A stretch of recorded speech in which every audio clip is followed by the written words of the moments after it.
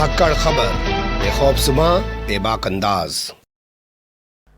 धाकड़ खबर के news room से मैं आपके साथ हूं अकरम रईस खान। रामपुर में जंजीर शाह के मजार को तोड़ने के बाद पुलिस प्रशासन और उलेमा के बीच शुरू हुआ विवाद अभी थमा भी नहीं था, शांत भी नहीं हुआ था कि अभी एक दूसरे विवाद ने जन्म ले लिया है, जिसके बाद कहा जा सकता है कि फिर से एक बार रामपुर में उलेमा और पुलिस और प्रशासन के बीच युद्ध का मैदान तैयार हो गया है।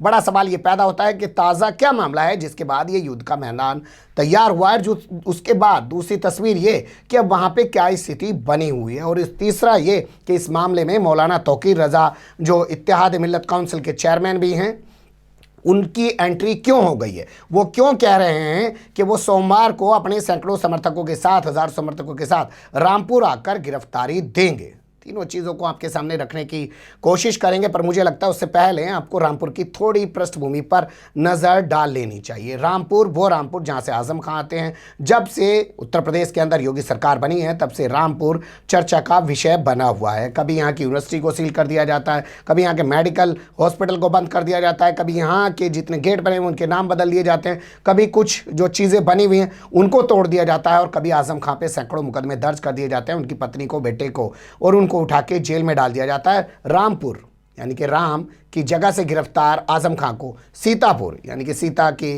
रामपुर में बनी हुई जेल के अंदर रखा जाता है। इनकी पत्नी फिलहाल बाहर आ चुकी हैं जमानत पे, जबकि बेटा अब्दुल्ला और आज़म खां अंदर है। लेकिन सिर्फ इसी वजह से रामपुर चर्चा का विषय नहीं है। रामपुर और भी कई कारणों से चर्चा का विषय बना हुआ है। जैसे अभी आपने पीछे देखा होगा कि जंजीर शाह का मज़ार तोड़ दिया गया, उसके बाद उलेमा और पुलिस और प्रशासन आमने सामने आ गए। उलेमा ने अल्टीमेटम दे दिया कि फला तारीख तक अगर मज़ार दोबारा नहीं बनवाया गया तो हम लोग जिम्मेदार नहीं होंगे शहर के हालात के। उसके बाद यहाँ के जो डीएम हैं इंजीनियर कुमार सिंह, उन्होंने बीच का रास्ता निकाला और कहा कि ठीक है मज़ार बना देते हैं लेकिन ऊपर का स्ट्रक्चर नहीं बनने देंगे, जिस पर उलेमा भी सहमत हो गए, मामला वो निपट गया। लेकिन अब फिर से एक बार उलेमा और पुलिस प्रशासन आमने सामने आते हुए दिखाई दे रहे हैं। तो पहले इसी पे गौर करते हैं कि पुलिस और प्रशासन उलेमा क्यों आमने सामने आ रहे हैं। तो बताया जा रहा है कि रामपुर के जो किसान थे 25 साल की उम्र के, नवरीत सिंह उनका नाम था, उनकी दिल्ली के अंदर मौत हो गई।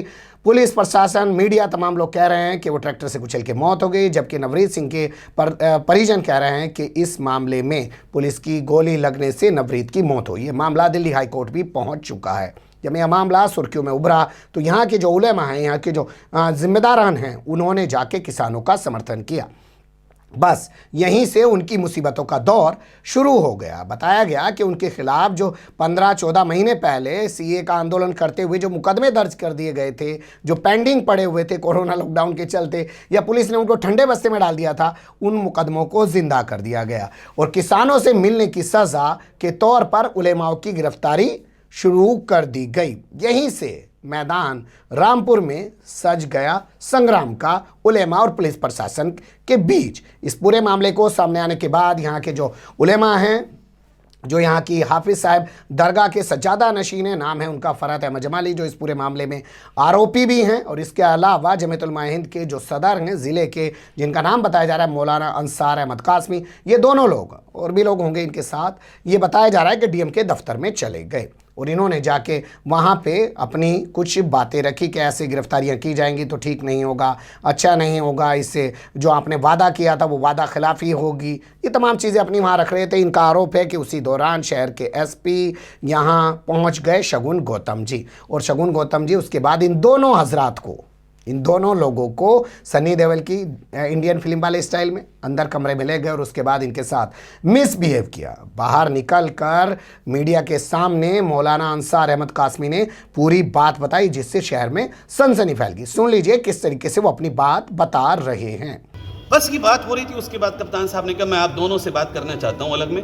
अब हम मौलाना लोग, हमें सियासत से क्या मतलब, हम सियासी दाव पेच को क्या जाने, ना हमने सियासत की है, ना करना चाहते हैं, ना हमारा दूर दूर तक सियासत से कोई रिश्ता है कि हम एक्टिव सियासत करें।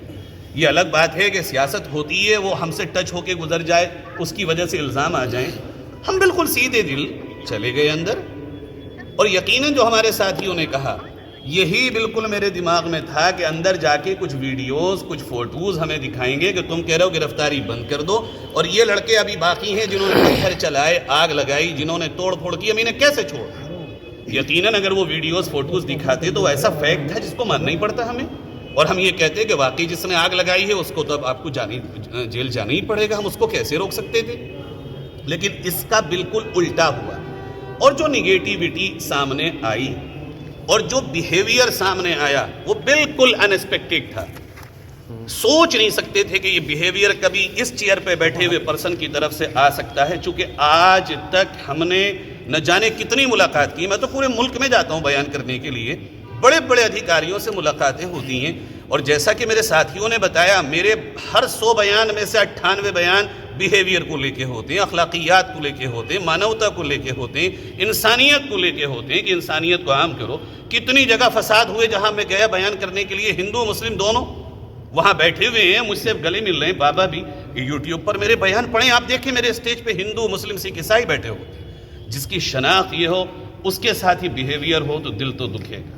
बहुत तकलीफ हुई है हमें, ये आशा नहीं थी, ये उम्मीद नहीं थी। अनएक्सपेक्टेड चीज़ कोई भी होती है तो दिल टूट जाता है, बिखर जाता है।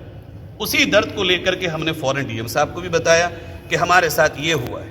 अब एसपी साहब महोदय ये कह रहे हैं अगर कि हमने नहीं किया है, सबकी तरफ से यही मुतालबा है कि आप डीएम साहब के दफ्तर में जो कैमरे लगे हों उनको सार्वजनिक कर दीजिए। मैं कम से कम अपनी तरफ से कह रहा हूं, अगर इस मामले में हम झूठे साबित हुए, इस जामा मस्जिद के मीनार पर चढ़ा करके हमें फांसी लगा दें। सुन लिया आपने। इसके बाद जो है पूरे शहर में सनसनी फैल गई। हालांकि इस बारे में कहा गया कि एसपी महोदय जो हैं शगुन गौतम, वो अपनी सफाई पहले ही दे चुके हैं। यहाँ मौलाना अंसार कासमी के बयान में भी सुन चुके होंगे। उन्होंने कहा कि अगर हम झूठ बोल रहे हैं तो हमें जामा मस्जिद की मीनारों पर फांसी दे दी जाए। उन्होंने कहा कि सीसीटीवी फुटेज को आम किया जाए जो डीएम के दफ्तर में लगी हुई है, उससे साफ पता चल जाएगा कि पूरा मामला आखिर है क्या। ये जो आरोप एसपी पर लगा रहे हैं उनमें कितनी सच्चाई है। ये मामला सामने आने के बाद मौलाना तौकीर रज़ा शुक्रवार को यानी कि 12 फरवरी को रामपुर पहुंच गए। वहां जाके उन्होंने बाकायदा एक प्रेस कॉन्फ्रेंस की और प्रशासन को अल्टीमेटम देते हुए कहा कि अगर सज्जादा नशीन फरहत अहमद जमाली की गिरफ्तारी हुई तो ये ठीक नहीं होगा। इसके खिलाफ पूरे प्रदेश ही नहीं देश भर में आंदोलन चलाया जाएगा और वो खुद गिरफ्तारी देंगे। कैसे वो प्रशासन को चेतावनी यानी कि अल्टीमेटम दे रहे हैं वो सुन लीजिए। अब ये मजम्मत है और आज मैं इसीलिए यहाँ आया हूँ और ये बता देना चाहता हूँ कि मैंने जो महसूस किया, हालात पे गौर किया, तो मैंने ऐसा महसूस हुआ कि किसान आंदोलन में जाना बेहद तकलीफ दे जिला प्रशासन के लिए हुआ है। अगर किसान आंदोलन में जाना गुनाह है, जुर्म है, तो जो आंदोलन में बैठे हुए हैं पहले उन लोगों को उठाओ, वो बड़े मुजरिम हैं। उनकी हिमायत करने जो गए हैं वो छोटे मुजरिम हैं। तो इन पर दबाव बनाने के लिए, ज्यादती करने के लिए यहाँ मजलूमों को, नौजवानों को गिरफ्तारियां शुरू कर देना, एनआरसी का निशाना बनाना, ये जुल्म है, ज्यादती है। दूसरे ये कि मुझे लगता है कि यहाँ के कप्तान साहब शायद फिल्में वगैरह ज्यादा देखते हैं और उसी से मुतासिर होकर शायद इन दोनों हजरात को तन्हाई में ले जाके उन्होंने दबाव बनाने की कोशिश की और उन्हें शायद ऐसा अंदाजा रहा होगा कि अपनी बेइज्जती बंद कमरे में बर्दाश्त कर लेंगे, बाहर जाके नहीं करेंगे। लेकिन मैं इनकी हिम्मत की दाद देता हूं कि इन्होंने उनकी उस नाजेबा हरकत को फौरन प्रेस के सामने जाहिर कर दिया। ये बड़े हौसले और हिम्मत की बात है। मैं यहाँ फरहत जमाली की हिमायत करने के लिए नहीं आया हूं, बल्कि इनके अंदर जो जज्बा ईमानी है, जो अपनी कौम के लिए लड़ाई लड़ने का, अपने मुल्क की खिदमत का जो जज्बा है, उस जज्बे की हिमायत करने के लिए आया हूं। और ये बता देना चाहता हूं कि अगर ताज्जुब की बुनियाद पर, नफरत की बुनियाद पर या बदले की भावना से अगर इनके खिलाफ किसी किस्म की नाजेबा हरकत की जाती है या किसी किस्म की कार्रवाई की जाती है, तो सिर्फ रामपुर में नहीं, इसके नतायज पूरे उत्तर प्रदेश में देखने को मिलेंगे। बल्कि मैं तो यहां तक कहता हूं कि उत्तर प्रदेश के अलावा दूसरे सूबों में भी इसके असरात मुरत्तब होंगे। और अगर इन्हें गिरफ्तार करने की कोशिश की गई या झूठे मुकदमे लगाने की कोशिश की गई तो हम लोग, तमाम लोग इनके हिमायत में गिरफ्तारी देंगे।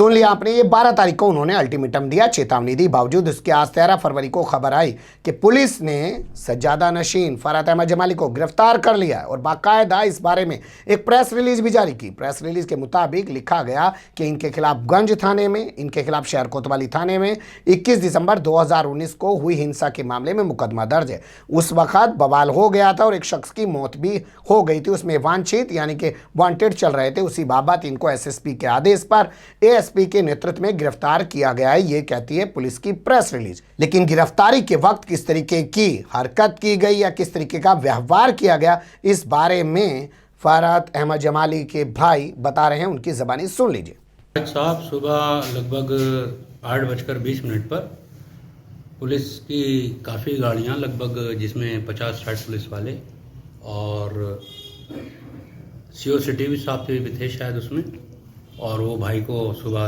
दरवाजे पे से अपनी गाड़ी में बिठाल के खामोशी से ले गए। तो किस आरोप में ले गए? अभी किस आरोप में ले गए ये तो बताया नहीं उन्होंने। उनसे बहुत जद्दोजहद की गई, बहुत पूछा गया कि भाई क्या क्या वजह है इसकी, क्या रीज़न है, क्यों लेके जा रहे हैं, तो उन्होंने कुछ बताया नहीं। बोले और बदतमीजी की, बल्कि बोले भाई तुझे बताएंगे, तू इतना बड़ा है तुझे बताएंगे कि मतलब क्यों लेके जा रहे हैं।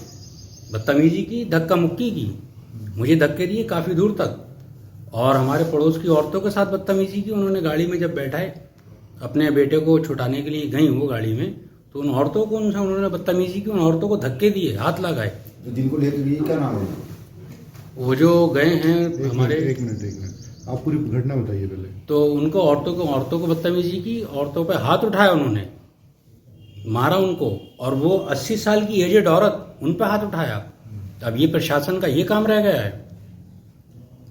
तो ऐसा क्यों लगता है कि पुलिस ये मुझे जो लगता है, जो मेरा जो वो है, तो मुझे तो ये लगता है कि जैसे एसपी साहब ने हमारे धमकी दी थी इनको मीटिंग में भाई को कि ऐसा मत करो, वैसा मत करो, ये कर दूंगा, वो कर दूंगा, और मुझे तो इसमें ऐसा ही लगता है कि इसमें एसपी साहब का ही रोल है, और इन्होंने ही कहा था कि हम आपके साथ जमाली साहब ऐसा ऐसा कर देंगे।